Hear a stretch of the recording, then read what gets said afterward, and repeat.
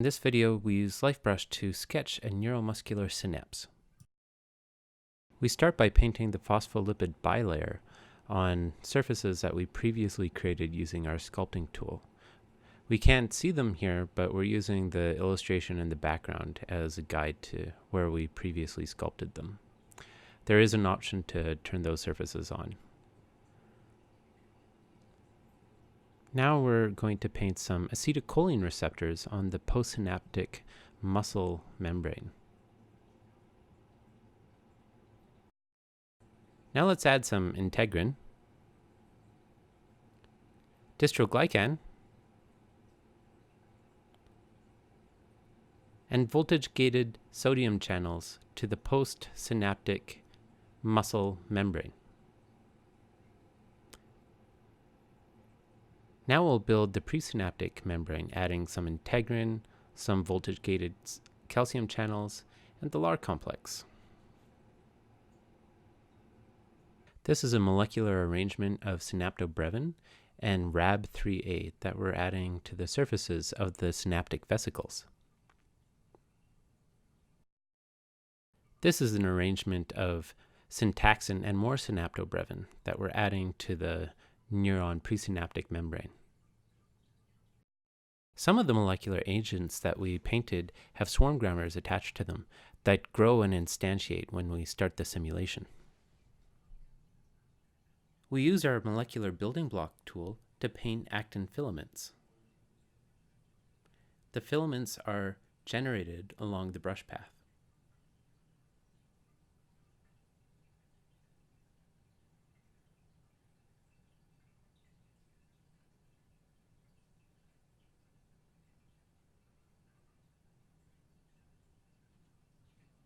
We use our swarm brush to paint eutrophin filaments. After a few moments, we've created all of the eutrophin filaments in the postsynaptic cell. Let's start creating the protein network that holds the two cells together. We start with collagen. Collagen interacts with other collagen at its ends. When we start the simulation, these filaments will come to life, but right now they're static. We tried to follow as closely as possible the illustration created by David Goodsell in the background. The protein network is pretty complicated, and it would take a long time to sketch each of those filaments one by one. So this is a good place to use our swarm grammar tool, and here we're adding perlequin agents. You can see the gray constructor agents are executing and growing out the filaments. We let the simulation run for about 45 seconds, and now the perlequin network has fully grown.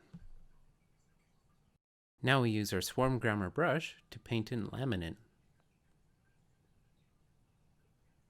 We can see the laminin grammar growing as we use the brush.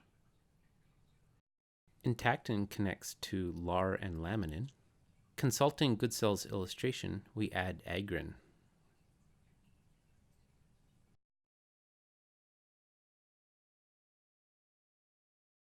We've created a few grammars with the simulation paused, so we let the simulation run for a bit to let them finish growing. Finally, we're going to add CalQ and acetylcholine esterase.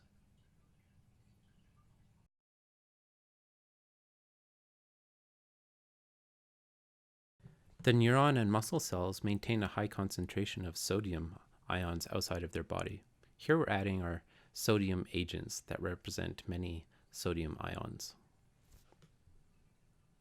We add widget proteins to fill the empty space, and widgets to the muscle cell as well.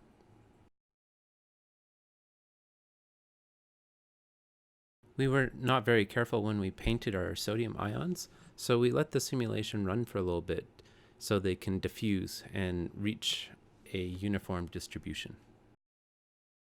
The final piece is to fill our synaptic vesicles with acetylcholine.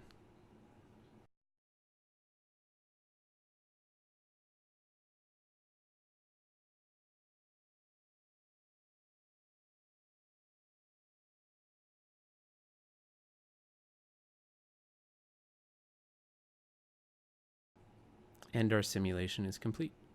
Starting our simulation, we see acetylcholine diffusing out of the synaptic vesicle. Almost immediately, some of the acetylcholine is catalyzed by acetylcholinesterase into choline.